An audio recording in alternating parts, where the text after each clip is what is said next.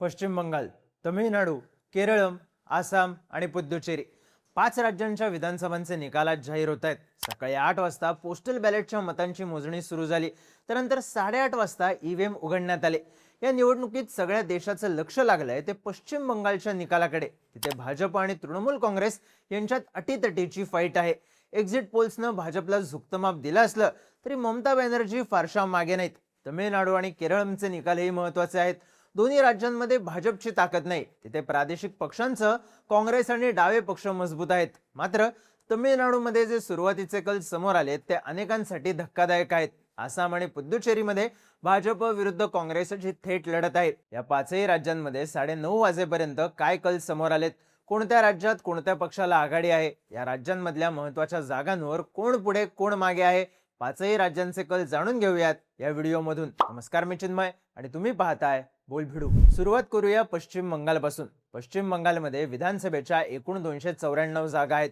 पण आज 293 जागांचाच निकाल जाहीर होईल. कारण फाल्ता या एका जागेवर मतदानादरम्यान गोंधळ झाल्यामुळे निवडणूक आयोगाने तिथे पुन्हा निवडणूक घेण्याचे आदेश दिलेत. त्या जागेवर 21 मेला मतदान होऊन 24 मेला निकाल जाहीर होईल. पश्चिम बंगालमध्ये 9:30 वाजेपर्यंत 243 जागांचे कल समोर आलेत. सुरुवातीच्या ट्रेंडनुसार भाजप 129 जागांवर आघाडीवर आहे, तर ममता बॅनर्जी यांचा तृणमूल काँग्रेस पक्ष 109 जागांवर आघाडीवर आहे. बंगालमध्ये 148 हा बहुमताचा आकडा आहे. याचा अर्थ सध्या दोन्ही पक्षांमध्ये नेक टू नेक फाईट सुरू आहे, पण भाजप थोडा जास्त आघाडीवर आहे. पश्चिम बंगालमध्ये सगळ्यांचं लक्ष लागलंय ते कोलकात्याच्या भवानीपूर मतदारसंघाकडे. इथे ममता बॅनर्जी यांच्यासमोर भाजपच्या सुवेंदू अधिकारी यांचं आव्हान आहे.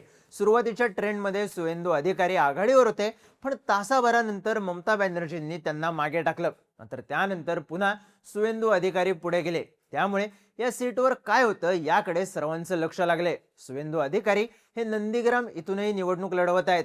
त्या जागेवर मात्र त्यांनी आघाडी मिळवली आहे. तमिळनाडूचा विचार केला तर या राज्याच्या ट्रेंडनं सगळ्यांना आश्चर्याचा धक्का दिलाय. तमिळनाडूमध्ये एकूण 234 जागा आहेत. 9:30 वाजेपर्यंत 200 जागांचे कल समोर आलेत. सुरुवातीच्या ट्रेंडनुसार राज्यात थलपती विजयचा टीव्हीके सर्वात मोठा पक्ष ठरतोय. टीव्हीके सध्या तब्बल 82 जागांवर आघाडीवर आहे. डीएमके आणि काँग्रेस यांच्या आघाडीला मोठा धक्का बसला असून ते 55 जागांवर पुढे आहेत. एआयएडीएमके आणि भाजप युतीला 65 जागांवर लीड आहे. तमिळनाडूमध्ये 118 हा बहुमताचा आकडा आहे. सध्या तरी कोणत्याच पक्षाला बहुमत मिळेल असं दिसत नाहीये. अशा स्थितीत जर विधानसभा त्रिशंकू झाली तर विजयची भूमिका महत्त्वाची ठरणार आहे. तमिळनाडूमध्ये सगळ्या एक्झिट पोल्सने डीएमकेची सत्ता येईल असं म्हणलं होतं, पण विजयने सुरुवातीच्या ट्रेंडमध्ये ज्या प्रकारे मुसंडी मारली आहे ते पाहता तमिळनाडूत मोठा उलटफेर होईल अशी चिन्ह दिसत आहेत. केरळमबद्दल बोलायचं झालं तर राज्यात यावेळी सत्ता बदल होईल. सलग 10 वर्षांपासून सत्तेवर असलेल्या डाव्या पक्षांचं सरकार यावेळी जाईल असे संकेत मिळत आहेत. केरळमच्या विधानसभेत एकूण 140 जागा आहेत. 9:30 वाजेपर्यंत 123 जागांचे कल समोर आले. सुरुवातीच्या ट्रेंडनुसार काँग्रेस आघाडी म्हणजेच यूडीएफ 79 जागांवरती आघाडीवर आहे. डाव्या पक्षांची आघाडी म्हणजेच एलडीएफ 30 जागांवर पुढे आहे. राज्यात भाजपला गेल्या वेळी खातेही उघडता आलं नव्हतं. यावेळी मात्र पक्ष दुहेरी आकडा पार करेल असं दिसतंय. भाजप सध्या 12 जागांवर आघाडीवर आहे. सर्व एक्झिट पोल्सने यूडीएफ आणि एलडीएफ मध्ये कट टू कट फाईट होईल असं म्हणलं होतं, पण यूडीएफला स्पष्ट बहुमत मिळण्याचे कल आहेत. आसाममध्ये मात्र सुरुवातीचा ट्रेंडच बहुमताच्या दिशेने जाताना दिसतोय. आसाम विधानसभेत एकूण 126 जागा आहेत. बहुमतासाठी 64 जागांची आवश्यकता आहे. 9:30 वाजेपर्यंत यापैकी 111 जागांचे कल समोर आले. या ट्रेंडनुसार आसाममध्ये भाजप तब्बल 84 जागांवर आघाडीवर आहे. काँग्रेस 26 जागांवर पुढे आहे.